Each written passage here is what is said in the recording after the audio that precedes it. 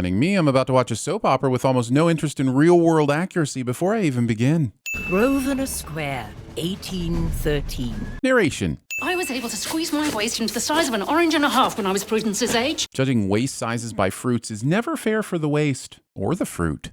Treating wisteria vines like elegant, delicate decoration rather than the invasive, toxic, strangling, house facade-destroying nuisance they are. Daphne! How pleasantly convenient that the two most important families in any costume drama always live across the street from each other, reminding us that trees are cut down to make paper. This is like showing us a field of cuddly cows with the rump roast and prime rib butcher's cuts drawn on their skins. It has been said that of all bitches, dead or alive, a scribbling woman is the most canine.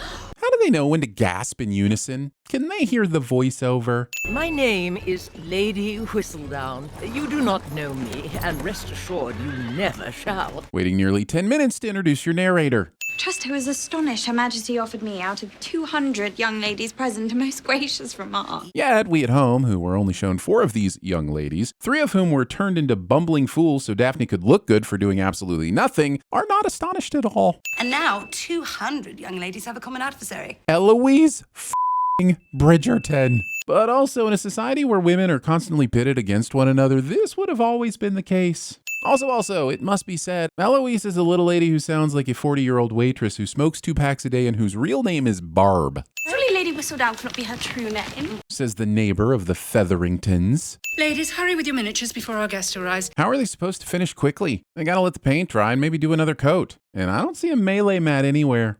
Those blemishes on her face are quite difficult to conceal. That's Frecklist. And in a family of gingers. For shame. Lord Featherington's cousin has arrived, madam. And just as everyone finished talking about her, that's the kind of coincidence you can only create in a writer's room. Simon rides with so much swagger, I'm having a sin-worthy time believing he could even stay on the horse. We're gonna show you how passionate we are by destroying everything in the room. Cliché. Also, I know Anthony's the Bridgerton heir, but replacing half her dressing room every time they have sex is a lot of unnecessary overhead expense. Please tell me this is a flashback to yesterday and the plan isn't to have all the guests walking in through wet paint. I shall not have you making love with a poet, heaven forbid. Hey, wait, that's Poetist. Actually, no, that's fair. Who is that?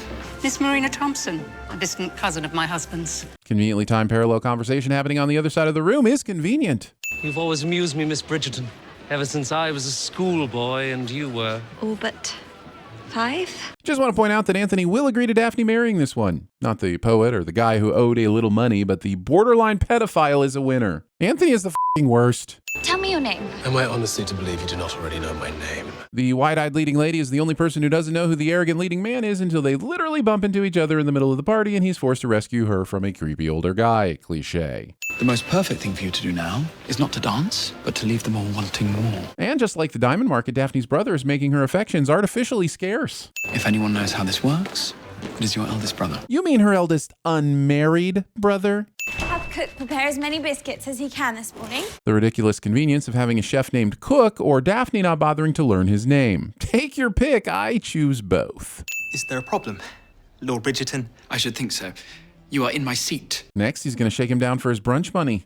And the drawing room at Bridgerton House currently appears to be emptier than the muddled head of her dearest King George. Lady Whistledown is a dick to mental health struggles. Lord Berberich is harmless. Because, as we all know, there's nothing more harmless than a middle-aged man chasing around a girl he's been lusting after since she was 5. You give far too much credit to some anonymous scribbler. TVSins opinions somehow make their way into this episode. This is all I have been raised for. This is all I am. I have no other value. If I am unable to find a husband, I should be worthless. Conversations in a conservative religious home in 2025. Most of the people on the rich list are apparently poor? She made quite an impression, however fleeting it may have been. Queen Charlotte, who apparently hates to be wrong, does not try to prove herself right and instead chooses to fold her cards because a common gossip columnist told her she'd picked a bad hand. Episode doesn't Her Majesty correctly. The Duke is quite fond of gooseberry pie. The very dish my cook is renowned for. So, sounds like the Duke and the cook would make an excellent couple. Not exactly sure how this helps Daphne. You cannot tell me what to do. I am old and I'm taller. Using NBA rules to regulate early 19th century sibling disputes. Perhaps, Your Grace, it would be better if you refrained from thinking about me at all. Silly Lady Bennet is transformed into sassy Elizabeth Bennet. The Jane Austen ripoff is complete. You are a rake. through and through. Garden utensil-based insults. This matchmaking scheme you rather transparently concocted with Lady Danbury. It will not work. At least not until the end of the season. Will they, won't they stories are all about patience and tedium. You like to speak of responsibility. My dear son. Of duty? Duty. So you must ask yourself, are you merely an older brother, or are you the man of this house? Mom gives a great speech that Anthony will take to heart and then still make everything worse, somehow. You promised to care for me, my lord. And now? What shall I do now?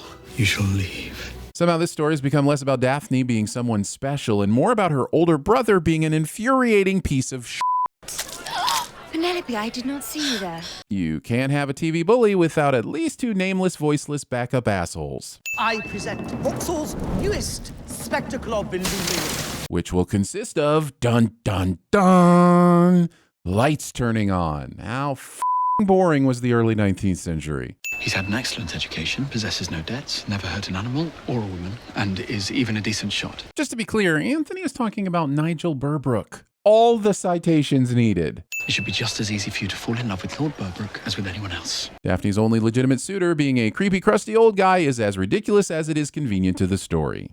Nigel, not now. Nigel, we to drop the honorific so soon? Addressing the man you're refusing to marry by his first name in a society where you would only do that if you actually intended to marry him. Let go of me!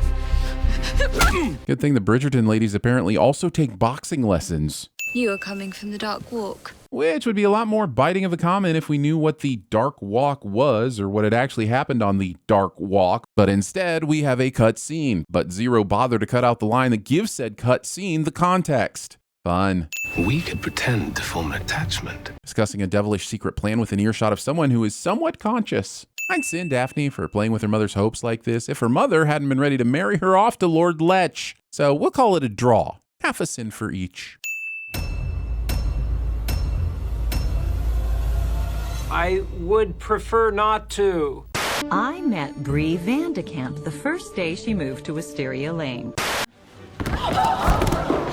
God damn! That bitch done bust her ass. Gee, your hair smells terrific. Excuse me, brah. You're excused. And I'm not your brah. Daphne, your caller. Will it be just the two of us? Yet again? And be honest, do I make you horny, baby? Or are you the man of this house? The Slap, Part 2. So superior!